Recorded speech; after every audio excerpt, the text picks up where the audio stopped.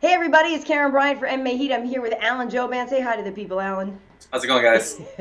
So we're bringing you the MMA Heat podcast. Alan was kind enough to do it with us this week, and we got a lot to talk about. We're going to talk about Rafael dos Anjos' win over Cowboy Cerrone. We'll talk about a couple of the other fights from Fight Night down there in Orlando. We'll talk about.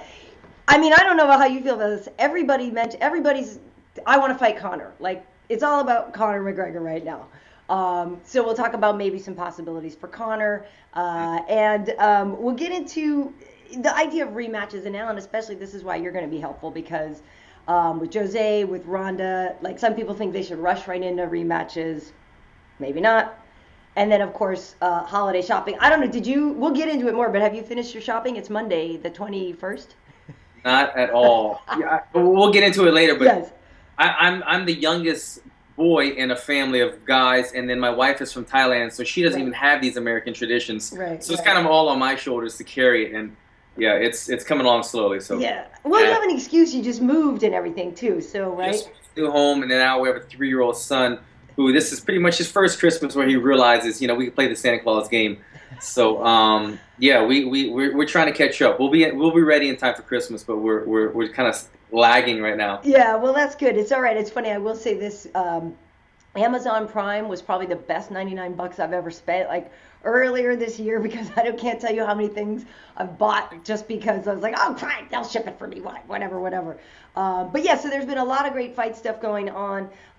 Plenty to talk about here. And I know, I'm not sure how active you'll be again or when the next time you're going to be fighting. Do you know if you've got something lined up already?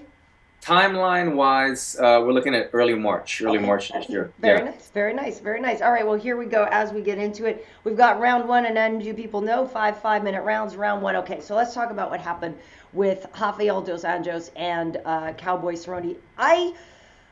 Big fan of both. Going into this one, I did expect dos Anjos to keep the belt.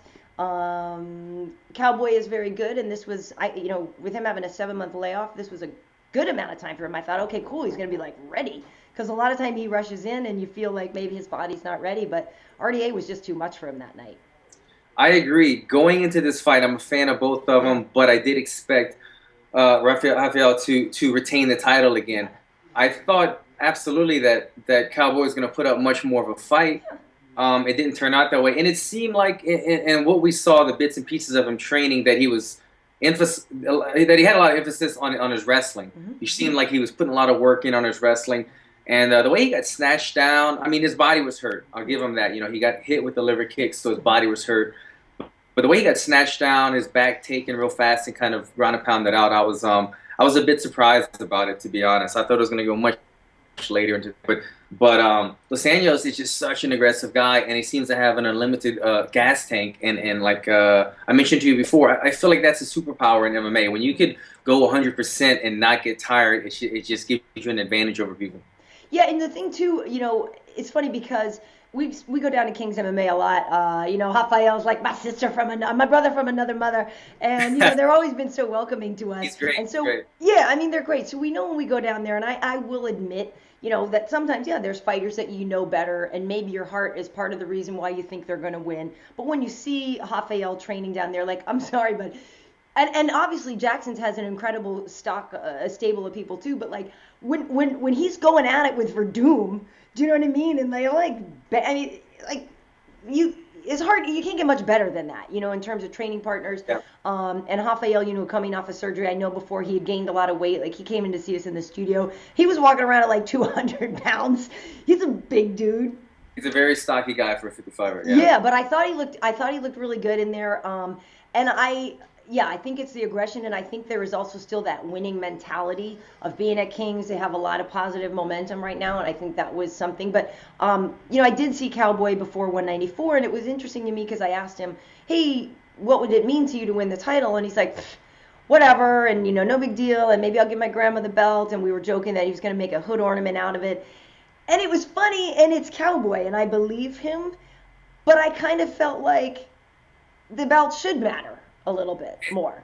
Yeah, I saw your interview, and it really kind of it made me think that we love Cowboy for Yeah. this persona that he puts on, and I think that he's almost become kind of content with the lifestyle that he Mm-hmm. lives.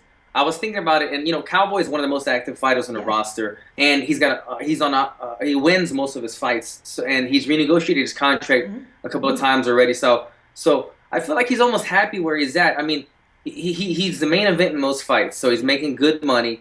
He's getting like that extra 50 grand for being the main event. He's already renegotiated his contract. Plus, he's getting his win bonuses, and he's got great sponsorship. So let's just throw a number out here that he's making like 200 grand, $250,000 a fight, and he's fighting 5 or 6 times a year. Right. He's making good money. He has his ranch out in the middle of Albuquerque that probably costs dirt to live.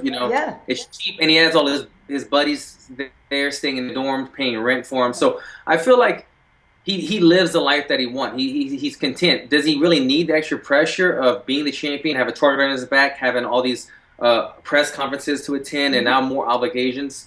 So I feel like that hunger inside of him really wasn't there. He might have had an off night. I get it. I had an off night in my last fight. That wasn't the best Cowboy. But your interview showed that, like, the guy, he's not at focused on wanting to be the best in the world and wanting all those obligations that come with being the champion. You heard Ronda Rousey talk about, like, people don't realize how hard it is to be the champion, to be there, the face of the UFC. And I think Cowboy likes, going to his gym, beating people up, going water skiing, shoot guns, likes the lifestyle that he lives. He's making good money. He's very successful at what he does. So the focus wasn't completely there in this fight. Yeah, you make a good point. We got about a half a minute left in the round. He did say that night, he just didn't show up. And I agree with you that he may be better served not being the champ. Less pressure, less visibility. And there, on the flip side of that, though, Rafael did say, I'm not losing the belt to somebody who doesn't give a shit, basically. You know what I mean? Like, to him, it is all about the respect and what that means. And he has so much pride for wanting to keep it. They were really kind of opposite approaches there. And I just thought in that case, that Rafael wouldn't accept a loss to somebody who didn't care. Okay, won the mental battle right there. Yeah, for sure. End of round one there. So and it's funny too because it's funny. I don't want Cowboy to change, and I don't think he would have changed had he become the champ. But you're right. That's like why he's so beloved. It's like, goddamn. Yeah. It's Cowboy. Like, anytime, any place. Yeah, he wants to drink beer on the weekends. He wants to work on his ranch. He wants to go do all these fun things. And I think once you become the champion, you have your time off, but there's more obligations. There's more media tours. There's more of this and that.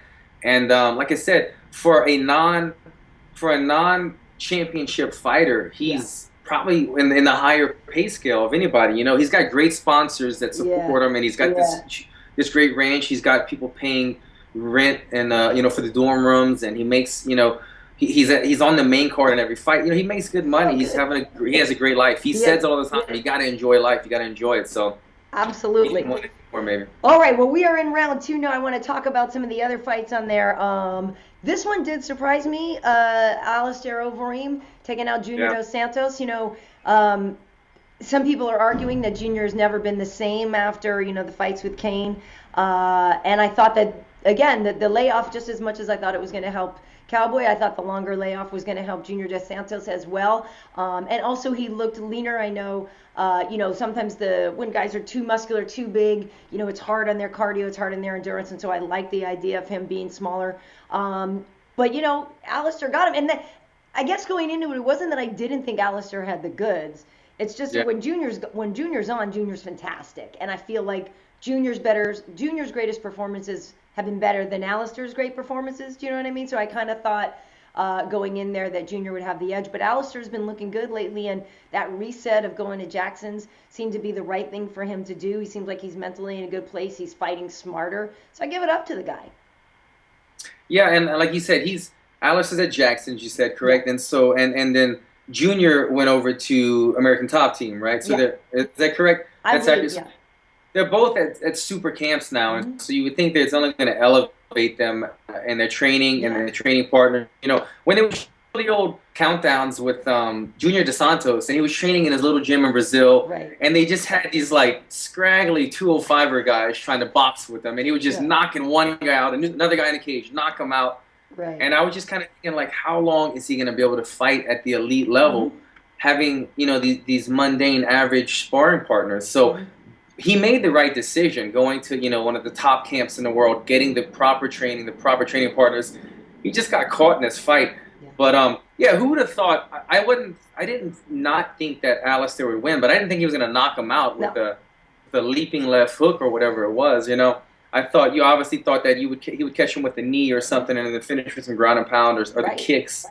But it was an interesting match to watch. He kind of played with him. It was kind of, I think Alistair said after the fight that he was just trying to get his timing. He was weary of the power of Junior, which is a good feeling out process against a guy like that has so much power. But yeah, he was kind of like playing with the distance game for quite a while. Well, yeah, playing. But do you think that means it's the end of Junior's chin?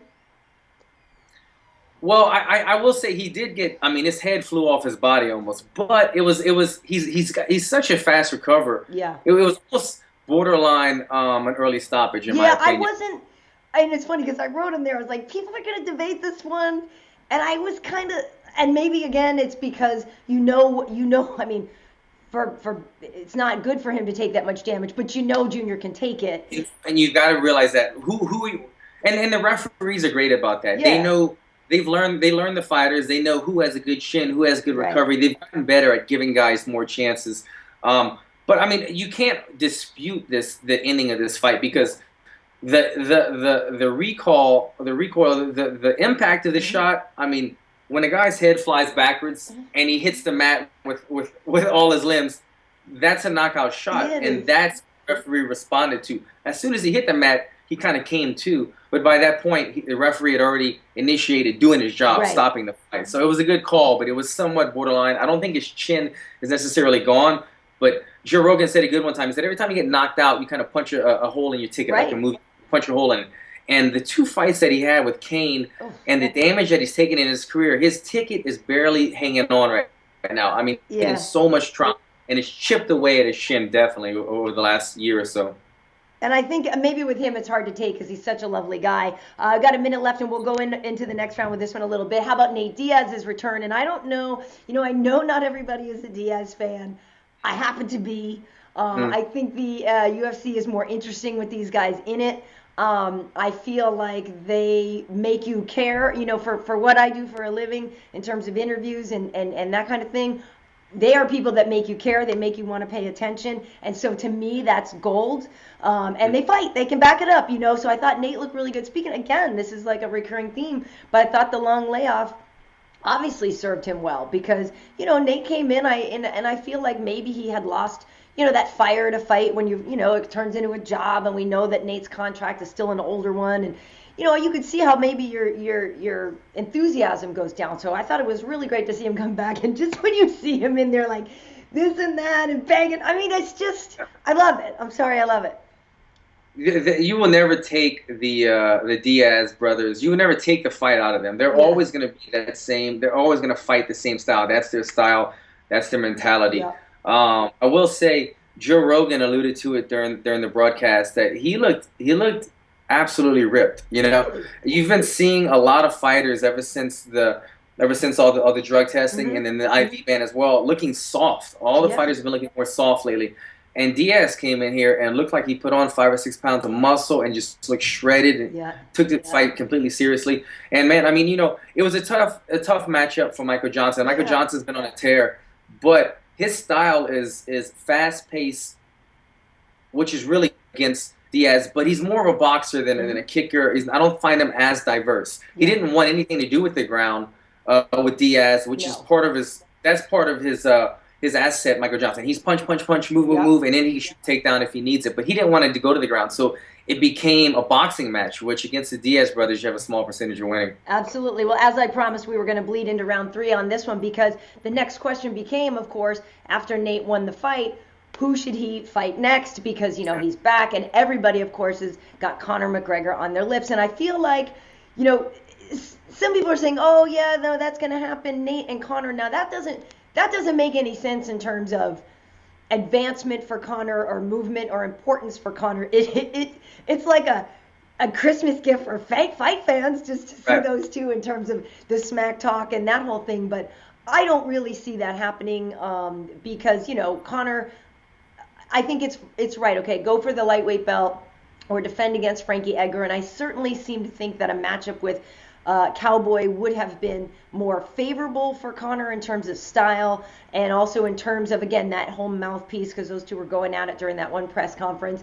And so to me, to see Cowboy and Conor fight for the lightweight title would have been incredible. Now, obviously, stylistically, to see Conor, if he could beat Rafael dos Anjos, that would be something. That would be something. All fast, though. And he totally could. Listen, I think Conor is a very, very good fighter, obviously. And I don't think he's all mouth. I think he is quite a great fighter. He's back up. Yeah. Yeah, but I feel like with RDA winning, he should either fight Frankie Edgar, or, I mean, I think he should fight Frankie Edgar. That's a good choice. I think Nick Diaz and Conor McGregor.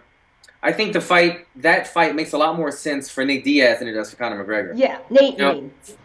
For Nick Diaz, the thing is, I think he loses either any of those matchups from now on. I think if he goes and fights for the title at 155 against Dos Anjos, I think he loses that fight again. I mean, he was pretty much dominated the last fight. In the rematch, I don't see anything changing. And then I think if he goes against Conor McGregor as well, I think he loses that fight as well, because he's not as mobile of a guy. And the Diaz brothers have shown that, like, footwork and being a little dynamic in your striking is kind of somewhat their Achilles heel. You know, you saw how it wasn't a very convincing win, but how Carlos Condit beat Nick Diaz. He just stayed mobile, didn't get into a boxing fight. Right, and you saw the same thing with Josh Thompson when Josh Thompson beat Nate Diaz. He used a lot of kicks, and then he mixed it up and went kick punch on him. And I feel like that is Conor McGregor. He's got great movement. He's got great kicks. And I think he would beat Nate Diaz. I think Dos Anjos would beat Nate Diaz. So Nate Diaz definitely wants that fight. I think if he got that fight, we would all be watching the fight and immediately. I could only, I want that fight because I would just love to see the press conferences. I couldn't even imagine the build up to that fight. Conor McGregor trying to get into Nate Diaz's head, and Nate Diaz wearing his emotions on his shoulder, on his cuff. It would be so intriguing to see these guys butting heads at every press conference, man. So that would be a fun fight for everybody. Well, it would be really fun, but like you said, if Nate beats Conor, that does nothing for Conor, because now I just was looking this morning, and Nate's at number 15 there in the lightweight. It's like, it doesn't do anything for Conor for him to lose to Nate would be it would be a major problem. So it doesn't make sense, but I do love what is Conor saying now, like, I'm going to make them all line up and beg, because everybody knows it's the money fight. But my goodness, if Frankie Edgar, if this man doesn't get a goddamn title fight, I mean, my heart goes out to him. But like you said, the fan in me would like to see maybe Conor with some of these other matchups. The other thing I wanted to mention here while we have a minute in the round is the funny thing with Khabib Nurmagomedov. Speaking of Rafael dos Anjos, who is the champ, Khabib's like, hey, don't forget, I'm the real champ because I beat RDA. And I'm like, dude, you last fought in 2014 of August 2014. I'm a fan of Nurmagomedov, but come on, bro. I don't think you can sit here and talk smack and say you're still champ. Who have you've been off since August 2014. In the meantime, Dos Anjos is beating Pettis, Cowboy. You know what I mean? It's I kind of think he's a champ. Yeah, you have to stay active. It doesn't matter what happened in the past. Like you said, it's been over a year layoff, correct? So you have to be active, and you're only as good as your last fight, as they say. And when you haven't fought in over a year, you can't be in conversation. It is a certain, not only what you've done in your resume, but there's a certain buzz and momentum that you have to carry to these fights. And everybody else has but my son's home, so yeah. That's cute. We're almost done with the round. Tell him Daddy's got 2 more rounds, baby. 2 more rounds, bub. Yeah, that's the end of round 3. No, it's funny. I mean, and listen, poor Khabib, I hate that he keeps getting hurt, and that's something that just sucks because, I would like to see him back in the mix. It is a bummer that he's not in there. By the way, I love your dog, who just got up and went over from the. What's his name? That's Buster. He lays pretty low in this house. He's got 2 beds to choose from now, 2 different comfort sizes. So he's enjoying the new home. Cool. What's his name? Buster. Buster, yep. That's so cute. Well, no, it's funny because my daughter is home too now. The whole holiday thing, it's a good time, but that's cute. Daddy. He's only 3, you said? What's that? Your little boy's 3? 3 years old, yeah, just made 3. So it's a fun time right now. the holidays. And Yeah. Absolutely, absolutely. Well, as we head into round 4 here, may as well set up the topic on this one, and that is, of course, the idea of the rematches. We know in the Rafael dos Anjos case with Cowboy, that was a rematch, long time in the making, yeah, and Rafael was victorious. But, I want to talk about Jose and Ronda, and I guess Jose, factors into the Conor conversation too, obviously.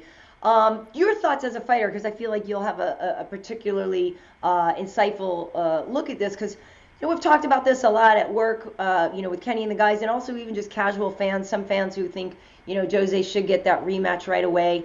And it's hard. I feel like for Jose, losing like that, losing so quickly, getting clipped with just the perfect punch, as crappy as that is, it's easier to take than how Ronda lost. And I feel like with Jose, going back in for a rematch might be less hard on him, because he's like, okay, I've thought about this guy for way too long, but he got me so quickly, and now I'm going to be smarter going into it. I feel like his mentally needs a break from thinking of the same person for so long. But I can see the argument for Jose more than for Ronda, man. I don't know if I got beaten that badly, do I want to run right back in there with the person that really kicked my ass? I don't know. I think I might want to get my confidence up with somebody else, but then somebody was arguing to me, well, they didn't think her ego could stand not fighting for a title. And I don't know about that. I don't know. I'm curious what your thoughts are. Like, if somebody handed you your ass, Alan, would you want to run right back in there with them? I'm kind of on the flip side of where you're at. Well, I agree with you in terms of timeline-wise. Yeah. In terms of deserving or wanting to see a rematch, I definitely want to see a Rousey home rematch. Oh, I want to see it. But you want to see it right away? Right away, no. But in terms of Jose Aldo and McGregor, I'm not really that interested in seeing the fight anymore, to be honest. As big of an Aldo fan as I am, and as much as we didn't see even a small percentage of what kind of fighter he really was in that fight, they sold us the fight. They sold us the fight. The fight didn't happen. They sold it to us again. And for a guy that's been unbeaten for 10 years and they have such build up and he to get knocked out in 13 seconds, I kind of wanted to move on. I want to see Jose go out there and get his confidence back, get his swagger back, do something impressive. See where Conor wants to go now. I'm intrigued now with him wanting to move up to the lightweight, fight the lightweight. I've moved on to a new story. I want to see what else happens in the UFC with those two. But going back to the girls, we've got to see what happens. We've got to see if Ronda can return to her championship status, just because she was so dominant. She was, it wasn't only that she was undefeated and undisputed champion, but she wasn't even getting hit in some of these fights. I mean, she was going there and just destroying girls, and then after that, going shoot movies. And that's why she's such a badass. Like, I know she gets a lot of people busting on her, but I think she's a badass. I think she's great. I think she's done so much positive things for other women. That there was a part of me that, like, it was a little bit of heartbreak in seeing her lose that way. Because you can also, MMA fans, like, immediately are going to crap all over her and stuff like that. And that's... everyone should have taken Holly Holmes' lead. I'm sorry to cut you off, but Holly Holmes was completely grateful after the victory. She knew that she wouldn't be there if it wasn't for Ronda, and all the girls in the division know that. Yeah, it was a little too easy to get on the hate train. It was a little too easy, with all the memes and all that stuff. I just feel like, I would like to see Ronda fight Holly again for sure. I just would like to see her, get some more skills, obviously, before she goes in there, because now she knows what she was missing. And if they fight a UFC 200, that might be enough time. I know she was saying she can't, wouldn't even be able to eat an apple, for a while, and so obviously she won't be able to train with contact. The thing that was so interesting about that fight was, and it wasn't that there was not enough belief in Holly, it's just that the two fights Holly had prior to that in the UFC, that girl didn't show up. Do you know what I mean? So you were just like, all right, she went to a split decision with Rocky Pennington, and then, she won, but it's like, when she came out and did that to Ronda, like, mind freaking blown, because where was that girl, you know what I mean, before it? And everybody, fights, both of her fights prior to this were very lackluster. Right, and you didn't think... I'll be the first to admit it. I didn't think she had a chance against Ronda, to be honest. I think she would win. So, yeah, she was the first person to be able to manage Ronda's aggression. She Yeah. managed Ronda's aggression, and then she started, once that aggression started to die down and the fight started to die down, then she was able to apply her superior boxing Yep. skills, and it shined through. Definitely want to see a rematch. Definitely not anytime soon. DC said it best. 6 months isn't even enough time Right. for Ronda to go from a level of boxer where she's at now to Right. a superior boxer. It's going to take a lot of time. And she's not going to outbox her. She just needs to improve upon certain things, circling to the outside. Right. And when she gets a hold of Holly Holm, she's going to have to finish her fight this time. So well, that's the whole thing, is that we know Ronda can win a fight without having to be a boxer, you know. Yeah. But if you're taking on Holly, you need it. And it's funny too. Getting back to the Jose thing, it's interesting because I do agree that there's fatigue. There's Jose Conor fatigue, you know. Of having thought about them for so long since that first fight got pushed back. But it's tough. It's just, you know, the Jose fan in me is saddened by the lack of respect. Again, it's a respect thing. You know, if you're a new fan and you came to the game because you heard of this guy, Conor McGregor, and you never really got to see Jose, because he wasn't maybe the most active champ, but if you never really saw him fight and then you just kind of got built up because of the Conor thing and then that happened, like, you don't understand who he is, and that part hurts me. But yeah, I'm not asking for that one to be next. I actually want to see Conor fight, like I said, Frankie, or try his luck at a heavier class. But let's talk about round 5, Alan. And you know, our whole lives can't all be fighting all the time, and we have families, and we have Christmas, and you alluded to this at the beginning. I don't see a tree in your background. I don't know if you have one in another room. I don't know if you've gotten any of your shopping done, but you said you're pretty behind. Yeah, well, I have a tree right here. Oh, you do? Okay. It's probably on its last leg. We didn't water it No. for a week. And then after we started watering it, my son runs into it with his little green bike right here. I see it. Like 5 times a day. So the poor tree is barely alive. But yeah, man, I mean, this is, like I said before, we just moved into our new home barely 3 weeks ago. We have a 3-year-old son and a dog. So it's living the dream. It's fun right now. We finally get to, there's a lot of stuff going on, but, you know, to have a Christmas in our own home and a Christmas tree and everything, we're excited for this year. So we're pretty much slacking on the Christmas shopping. Well, okay. Here's the thing, though. I'm curious for you because I have some ideas for Wade that I will be running some errands after this. You know, I've gotten like some things, but I need to go run some errands. But he's standing right here, and he knows I'm telling the truth. He's clueless. Like he doesn't know like what to get me ever. So I send him. You know I'm not lying. You know I'm not lying. So I send him pictures of things. Like I'll send him an email, and I'm like, get this. It's available at, you know, Bloomingdale's or online, or, you know, you can go get this or get this, because I feel like he kind of needs the guidance. But I don't know. Does your wife tell you exactly what she wants, or do you need to go in freestyle? I like to surprise her. Yeah. I like to think I have a pretty good sense of style and stuff. Yeah, I know my wife's style pretty well. We have so what I do, Wade, is she loves her iPad. Yeah. And you know, that's kind of her downtime. She gets on her iPad and she shops. Okay. And she's the kind of person, she shops and she puts stuff in the shopping cart, but she doesn't actually buy it. Oh, okay. So I just go and I check her shopping cart. So I checked whatever's still open. I go and I just look and see what she's been shopping at, or what she's watching on eBay. You know, she leaves all those things open. So I see what she's watching, what she has in shopping carts, and I see what she has her eyes on, and then I go and pick one of those things. So that's kind of been, I've had it kind of easy. I just go and she leaves everything open, and wow. I just kind of see what she's looking at. Well, and you know, because Wade the other day was like, like, what size pants do you wear? Like, just in case. Like, I'm not going shopping or anything, but no, yeah. and you know, for girls too, I'm like, well, it depends on the designer. You know what I mean? But which it does. But I was like, okay, that's a start. You know, that's a start. And like I said, it's easier for me to give him ideas. But I personally, and I don't know how some people feel, maybe not from him necessarily, but like, I'm okay with gift cards. If you don't know what to give me, like if you just want to give me a Nordstrom gift, like I'm cool with that. I won't take offense. I don't think it means you didn't care. Like, I'll take it. Yeah, no, I'm fine with it too. Like, I just moved a new home, and I told my entire family, like, give me a Home Depot gift card. I was just gonna say Lowe's or Home Depot, yeah. I need a ton of stuff, and I don't expect you to buy me a rake or, you know, a post hole digger for Christmas. So, give me a gift card. I'm fine with it. It's a safe bet.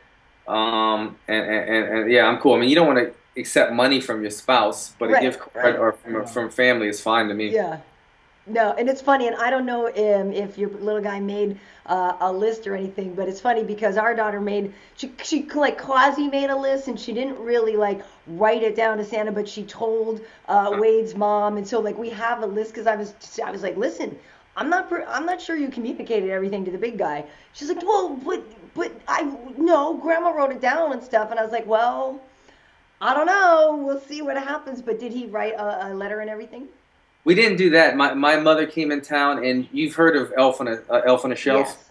So I'm like I said, I'm not the best at carrying on the traditions and Yeah. all the things. And my wife is from Thailand, so Yeah. she didn't even have Christmas. So we tried to instill my mom tried to instill the Elf on the Shelf Mm-hmm. thing, and apparently you're not supposed to even touch the elf. The I don't know. kid isn't supposed to touch the elf. Oh. Watching, and he reports to Santa every night. Anyway, like 5 minutes, my son pretty much ripped the elf's head off. He was like naked, and the elf took his nails clothes off, took his head off, threw him across the room. The poor elf didn't. I don't think he lasted like 2 nights in our house. I was like, no, you can't even touch him, Cage, and yeah, that didn't last at all. No, So that's funny. Well, yeah, perfectly at the end of the round, it's funny actually. We were talking. There was some article the other day that said that the elf on a shelf was teaching kids to live in a police state where they were being watched at all times, and that it was this really subversive, gift. So Cage, he's like, "Psh, uh, nope, like. yeah, it didn't last very. Yeah, he didn't feel peace at all. Yeah, That's awesome. That's great. Yeah, no, we never did that. Well, hopefully you get everything done. It's funny because yeah, when we moved into our house, same thing. We had to do so much to it, and so we probably actually got like Home Depot and Oh, Lowe's gift for cards sure, too, for yeah. sure. Because like you're right. Like, hey, I need a orbital saw. Like, I mean, I don't know. Random things Sure. around A the house. circular orbital saw. I was like, wait a minute, maybe that's not really Yeah, nice. we're not doing- Oscillating. There's an oscillating. Orbital. I took shop class. I know a little bit about it. No, you did well. You ran a jackhammer. Yeah, I did. I was really good with the heat gun, like stripping all the paint in our house and everything. Yeah. Yeah, I don't want to do it again. Yeah, Um, no. It was fun the first 2 weeks, but I'm glad to sit back now. I yeah. put up this wall right here, and then I Nice. replaced a couple of things. But Cool. after 2 weeks of it, I'm ready to get back to training, man. Right. I'm ready to get back to my routine and start fighting again. So I got it out of my system for sure. Cool. Now you said early March that you should be back in action. Do you have an opponent yet? Don't have an opponent. My manager at H.E.A.T, he just pretty much showed me timeline wise. We're looking to fight 3 or 4 times next year. Going to start early March. We Yeah. just want to do the same thing. I came off of a loss, and I didn't perform that night, but we just wanted to use the holidays and this resting time to just get better. We don't want to Yeah. rush back into a fight, especially not with the holidays. Yep. I needed to just come and finish getting my house and redo the house and enjoy the holidays. That way I can get refocused. So yeah, putting in a lot of hours now. I actually moved 2 miles down from my Muay Thai gym, Saxon Muay Thai. So that's going to be great. I'm able to put in a lot more. It's easier to get there now. A lot more Yeah. time over there, and come back early March and do some fun things. Very cool. And when you look back on that, did you feel anything that night? Like, did you just feel off? You know how they say some days you just get in there and you're like, I don't feel it.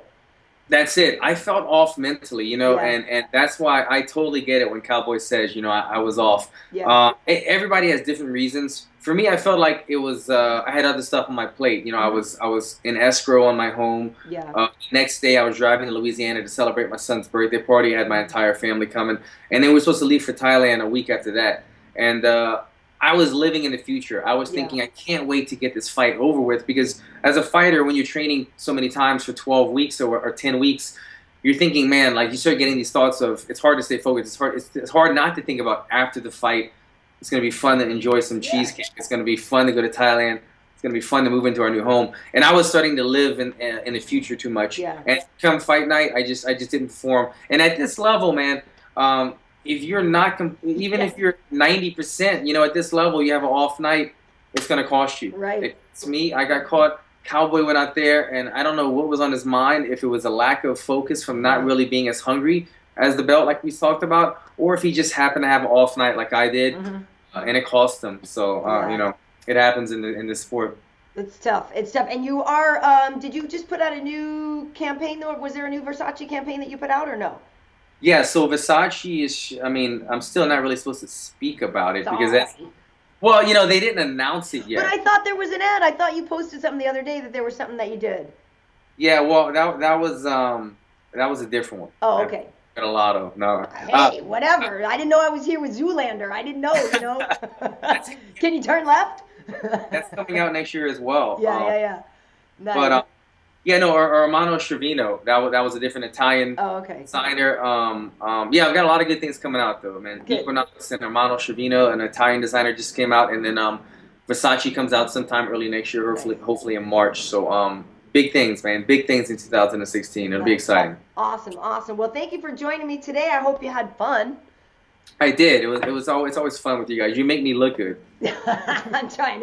It's a real stretch. Oh my God, that Alan Joban. He's got nothing going for him. So Alan, where can people find you on social media? Where can they follow you? Check me out on @Alan Joban, AlanJouban. That's pretty much Instagram, Facebook, Twitter, and then check out my website. My website is alan-joban.com. It's got a mix of everything that's going on with my fighting career, with the modeling career, and everything media-wise. So check that out as well. Cool. Awesome. Well, you can find me on Twitter @Karyn Bryant, KarynBryant. Instagram, I'm KB Heat. You can also look for MMA Heat on Facebook. Give us a like there. And we put this up on YouTube and then also on iTunes if you guys want to download the audio for this as well. You can head on over there. So once again, Alan, thank you. And folks, thanks for checking out the show. We'll see you next time. You guys too. Thank you guys. Later. Thanks,